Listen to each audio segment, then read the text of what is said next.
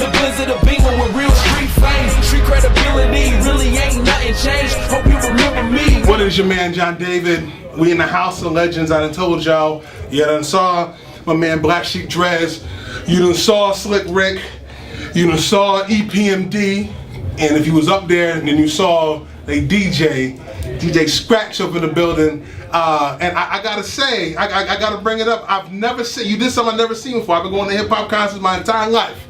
And in my 30 brief years of being on this earth, I've never seen a DJ actually pick up the table. Hey, what's his name? I was out the track, pick it up. You gotta, and he actually lifted up the table.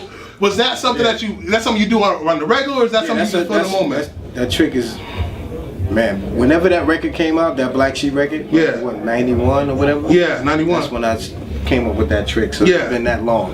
That was, and I mean, because the credit, everybody in the crowd, it was like, pick it up. Oh!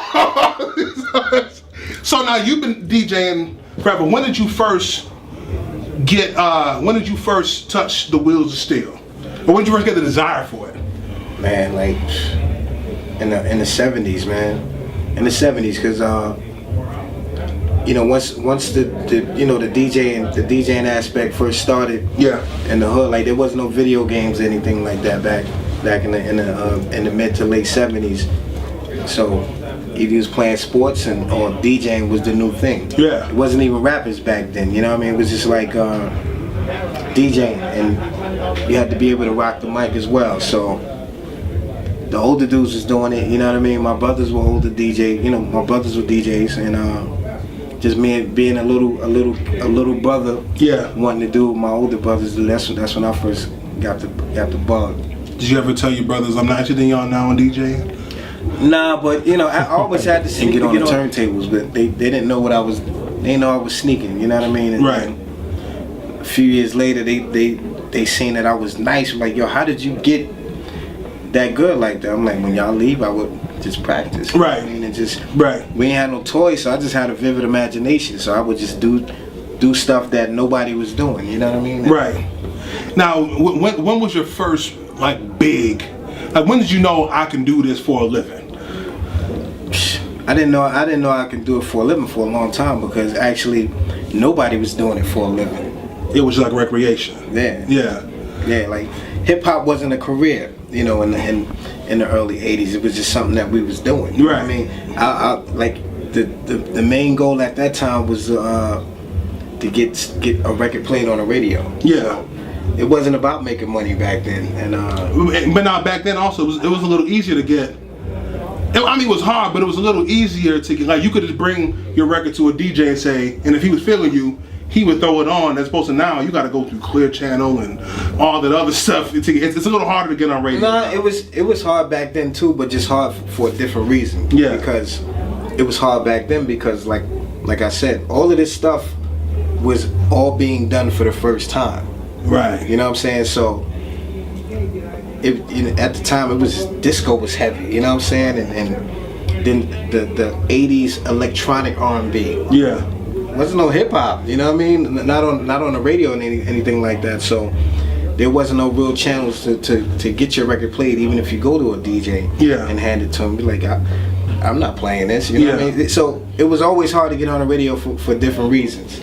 Now, how does it feel now, being one of the OGs, if you will, who helped pioneer, seeing everyone now, because now it's EDM now, but you see all these DJs selling out and performing in front of tens of thousands. You know what I mean? And you back in the day, it wasn't like that. How do you feel now? Do you feel a sense of pride and a sense of ownership in where hip hop is now, the frequency of it, how often you can hear it, and things like that, because you paved the way or helped pave the way for that? Yeah, I feel a sense of pride just for DJing, period, not even just for hip hop, because like you said, there's DJs selling out Madison Square Garden like Tiesto and David Guetta, Calvin Harris, and even though they're not playing hip hop, it's still DJing. You know what I'm saying? But they know who you are. You know what I mean? Because that's what they right. They grew up on me. So so I'm proud of that. You know what I mean? And because now I always wanted to be an artist, but as a DJ. You know what I'm saying? Because you know, in the beginning, the DJ was the dude. Mm-hmm. Then the MC came. You know, then it separated, it partitioned. Yeah, yeah. Because the DJ was also a rapper. Like, if you ever paid attention, like if you ever hear Run from Run DMC, he always calls himself DJ Run. Mm-hmm. He never says Run because he was a DJ. Right. DJ for Curtis Blow. Grandmaster Cass from the Cold Crush, he was a DJ first. Right. A lot of them, but a lot of MCs started off, or they know how to go. Yeah. It all started with DJing, right? And then it got partitioned into rappers, into MCs. So just from, you know, it going from that to what it is now, it's like, man, this I'm proud. I'm definitely proud of how it became, because, you know, just always wanting to be.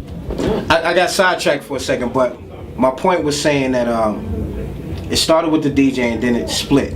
Yeah. DJ and MC. So then the DJ got pushed in the background, and the MC was in the fold. So I always wanted to make sure that the DJ is an artist itself. So right. You know, and thank you to EPMD and Jam Master Jay who brought me to EPMD.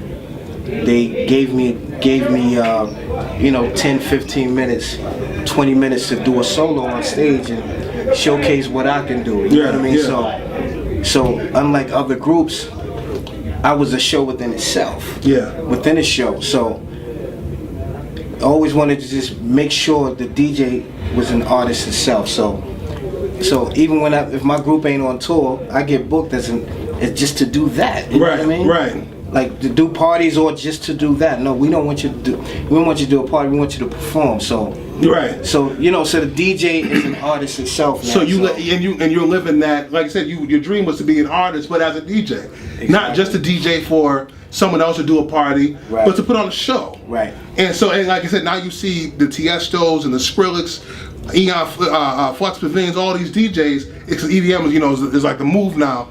But they all grew up on you, so you kind of, in a way, feel a part of it. Well, not in a way, you were part of that. Right, help pioneer that. You know what I mean? Like be you know, you could stand with a crew, but also be able to stand on your own and shine on your own. So that was always my goal. I always wanted to be an artist myself, but as a DJ. Do you wish that more hip hop artists had? 1 minute. Okay. Oh, we got 1 minute. Okay. Do you realize? Do you wish that more hip hop artists had a DJ? You know what I mean? Like back in the day, everybody had a DJ. Do you wish that hip hop, you know, more artists came out with a DJ? It's not hip hop if you don't have a DJ. Right. It's not. I don't give a fuck what nobody say. You can be rapping and all of that. If you ain't got a DJ back there, and he don't have to be doing what I'm doing. The DJ don't have to be doing what I'm doing, but it's just the basic fundamentals. Like, don't have your boy up there just pressing a button. Have somebody up there that's gonna make your show better. The